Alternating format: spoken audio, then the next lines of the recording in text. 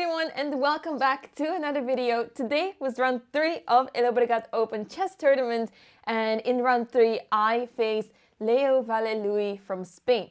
He's rated 2276, a FIDE master, and he's also quite young, so I knew that this was quite a tough pairing for me. After yesterday's loss, I was obviously ready to fight, and with the white pieces especially. So let's see what happened in this game. So I started with the move e4, and I saw that my opponent likes to play the Caracan mostly, but also tends to play the Sicilian. And obviously, what did I mostly prepare for? The Caracan. What did my opponent play? Not the Caracan. And someone made a screenshot from my stream where I made this like face, and not specifically here, but a few moves later, I made a face that, you know, I prepared all morning for Caracan and then something else was played. I briefly checked this, but not too much, and I didn't think that this was going to be played, honestly. So yeah, that was really unfortunate on my end. But yeah, what I was saying is that I made the same face as Tal did when he played Bobby Fischer, and he was making the c6 move and then smiles as he plays c5 instead. And yeah, you can see Bobby Fischer not really amused by that. But yeah, I was on the other side of this because my opponent played c5 instead of c6. So yeah, I was slightly disappointed, but I thought, okay, let's see what happens. Knight f3, d6, d4, c takes, d4, knight takes, d4, knight f6, knight c3, knight c6, and here f3. So I briefly checked this. I thought if he plays this line, then I'm ready to face it with f3, e5, knight b3, bishop e6, bishop e3, bishop e7, and here queen d2. So this is all pretty normal, nothing too crazy, but here my opponent went for d5, and here I thought this is probably the millionth time that I faced this, and I still don't know what to do against it. I still don't know, and it bothers me. It's so annoying. So yeah, I was a little bit disappointed that I still didn't know what to do. I mean, the last time that I faced this was quite some time ago, so it's not like this is very recent, right?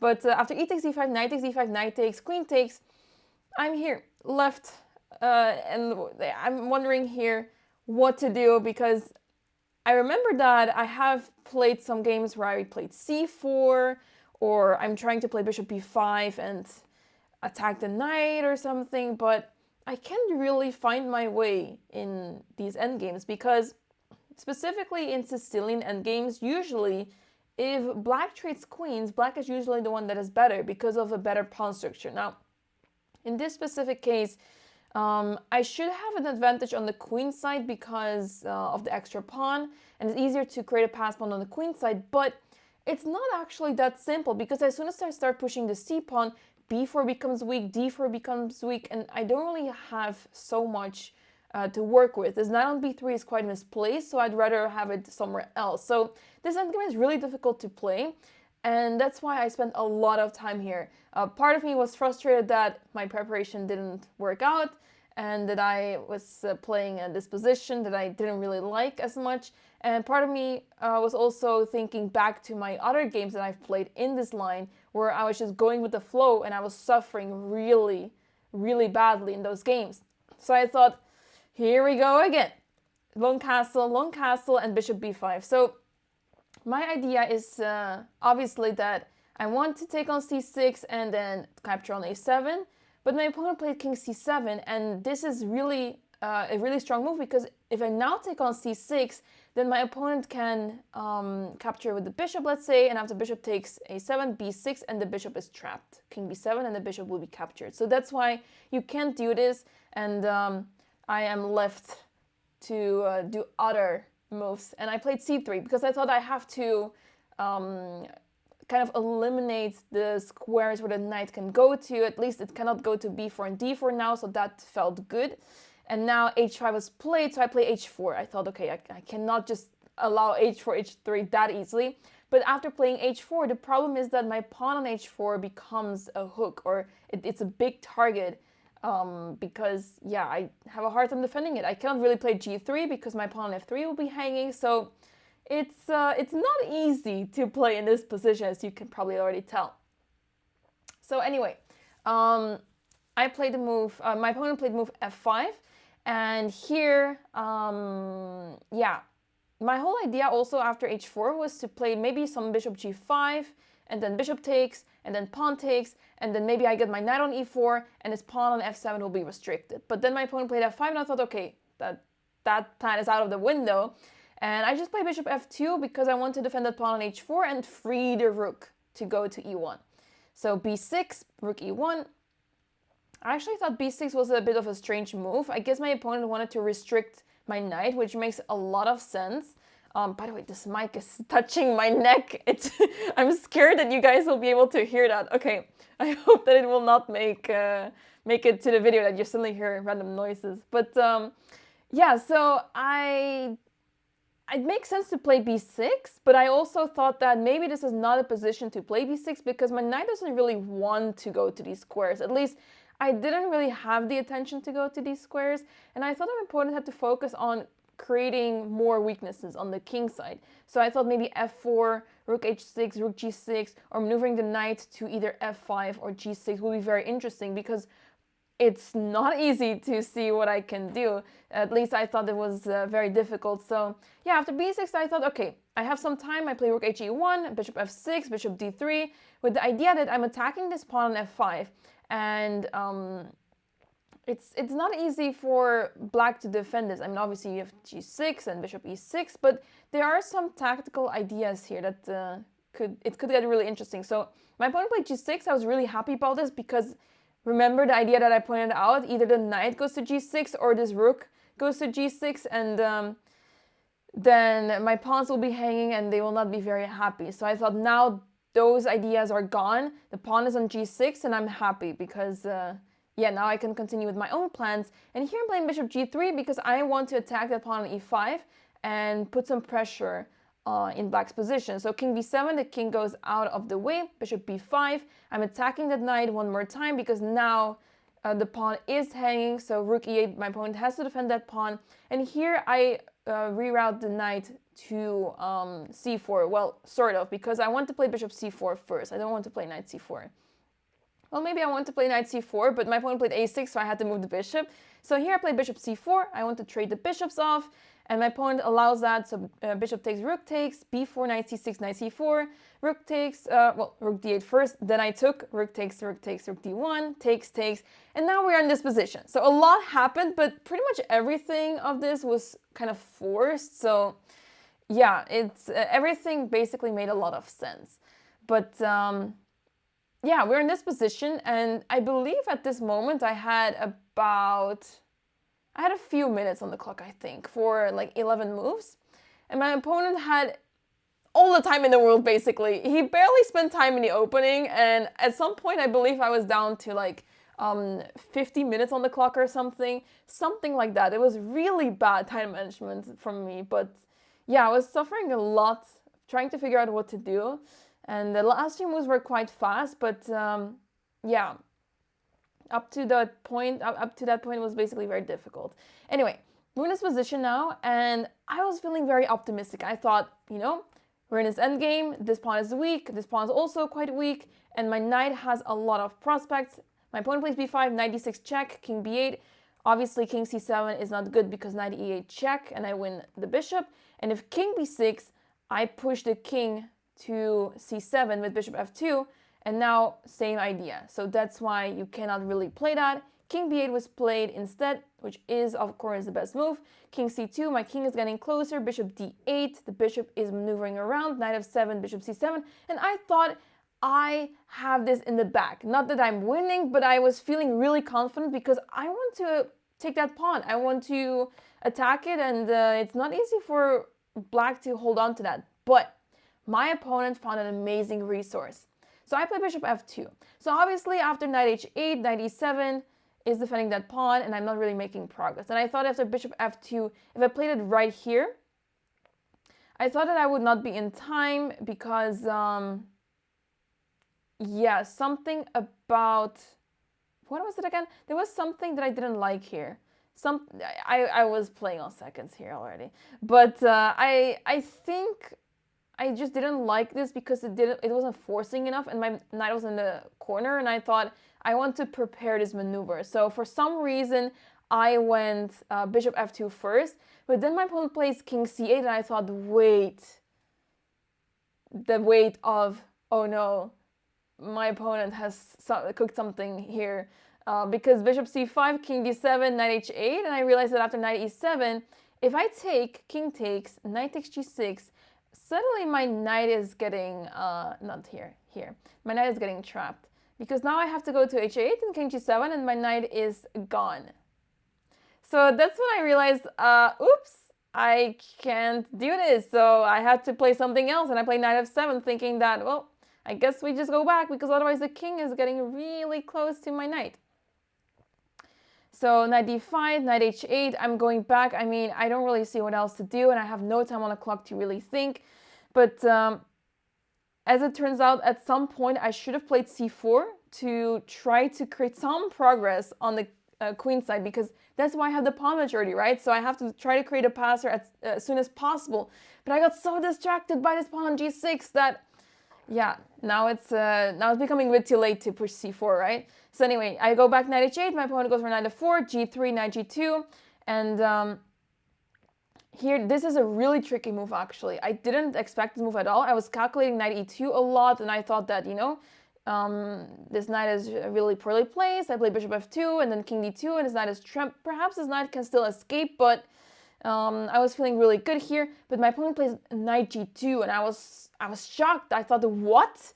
Where did this come from? So I played king d2 just to get closer to the king side, and apparently this was the moment to play c4. But it's so difficult to understand why I was supposed to play c4 here, because, you know, I'm just allowing knight d1 check. Like, this is crazy. So apparently this is completely fine. Apparently. I mean, I guess it makes sense, because if you can create a pass pawn on the king side, queen side, that is, as soon as possible, then you have some counterplay, right? And we need counterplay here with white, because these pawns on the king side are getting really dangerous of black. Anyway, I played king d2, which turns out to be the mistake, because now my opponent plays f4. I take on f4 because, I mean, what else? It's quite rough out here. Of course, I was thinking of moves such as bishop f2, but I'm not really making much progress, and there's also moves such as e4 around the corner.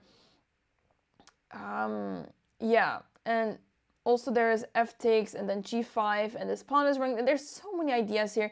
Or actually, well, I guess you can't really attack that pawn on h4. Well, there's many different ways you can go on here, and I thought this was just too passive.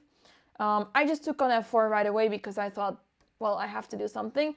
Knight takes h4 was played, and this is where we reached move 40. So both of us got 15 minutes added to our clock. My opponent had like a lot of time still. Well, at this point, he didn't have that much time anymore, but he still had enough time to think, and I didn't. So anyway, I went for bishop f2 here, because what is really interesting here is that if I play very safe with king e2, then takes bishop here, and then there is bishop d8, but you also have g5, obviously, and I thought, yeah, not really what we want to see, right? There's bishop e5 incoming. This knight is really awkward. Yeah, there's a lot of issues in this position. So I thought I just have to play bishop f2 and try to play it smart with knight takes f3, check king e3, knight h2, king e4. I thought centralizing the queen is what matters, and perhaps this way I can save a draw here. Because at knight g4, bishop h4, e takes f4, knight takes g6, I was feeling really confident. But then my opponent played f3. And this is when I realized, well, this is more difficult than I thought it would be. Because I thought if, let's say, king e6, I was going to play check. And then if my opponent plays king f7, then my knight goes to the queen side, and suddenly things get very interesting for me again.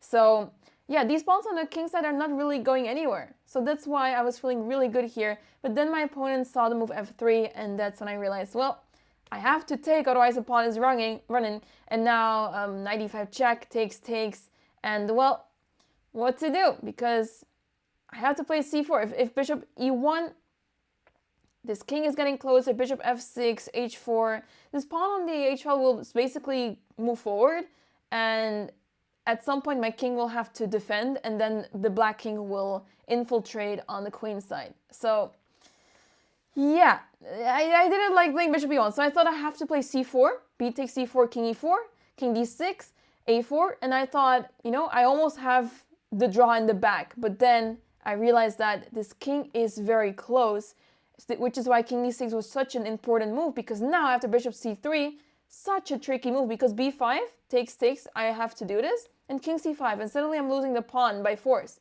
I was thinking maybe I can play b6, king takes, and king d5, but then there's king b5, which was also what was played in the game, because had I played, let's say, I was thinking of playing king f5, but then my opponent can simply play king takes, king g5, let's say, bishop d2 check, king takes, and c3, and suddenly this pawn is unstoppable. I mean, okay, this bishop can visit on b2, and then it stops the promotion, but the king is simply coming closer, and it's game over. So that's why I was very disappointed to see that suddenly I have nothing left anymore. I'm just losing that pawn for sure. I cannot grab the pawn on h5 because my king is too late to defend here. And if only I could take the c-pawn with whatever resources I had to get there. Because once I take that pawn with my bishop, my king is just chilling in the corner here, and that's a theoretical draw with the bishop and the pawn, the h-pawn here. But of course, my opponent is not going to allow that to happen, and the win is pretty straightforward. I ended up playing b6, king takes, king d5, and king b5, because I just don't really know what to play. I had a few seconds on the clock, and I'm just looking at my position like this is completely lost, and I don't even know how to make it difficult for my opponent. So yeah, the next couple of moves are quite straightforward. I was just trying to move around and defend somehow, but I also just wanted to see what technique was of my opponent, and he played it flawlessly. So he's just pushing the h-pawn because my bishop is overloaded, has to cover c1, and that pawn on the h-file is just running. And once my king gets closer, it's just game over with king d3, bishop d2, and it doesn't help that this diagonal is like a short diagonal. It's really easy to cut that diagonal, you know, for black, so that makes matters worse. So here I was trying to take that pawn on h3, but here after king b3, my bishop is stuck, the pawn is about to promote, and I thought it's time to resign. So tough loss today. I really hope to do better. I feel like I really gave it my all and tried my best, but it was not meant to be, and I was definitely surprised in the opening, and I think that caused a lot of the issues, and I should have a look at what I should do in this opening, because this f3 line, if black gets to play d5 so easily, maybe I should take a look at what to do instead, because yeah, it was not fun to play this endgame. It was not fun. I mean, it can be fun, but I guess when you try to win or try to play active and aggressively, yeah, and especially because my opponent was also really well prepared. He had, I feel like, after 10 moves, he was still above 1 hour and 30 minutes or something like that. So he was playing really quickly, so he was really well prepared, and yeah, that made matters even worse. So yeah, too bad that it ended this way, but once again, another learning lesson. We're going with, yeah, I'm just super excited for tomorrow's game, and I'm going to do my best, and we're not going to give up, because it's only been 3 rounds. And it's really fun that I'm playing a lot of high-rated opponents. I mean, this is not much higher rated than me as the game of yesterday, but it's still higher rated than me, so I'm not losing too many rating points, and tomorrow will be an opponent with the same rating, more or less. So that's super exciting. I'm going to do my best tomorrow. Wish me luck, and I'd like to thank you for watching. Hope you enjoyed the recap, and I'll see you guys in the next video. Bye!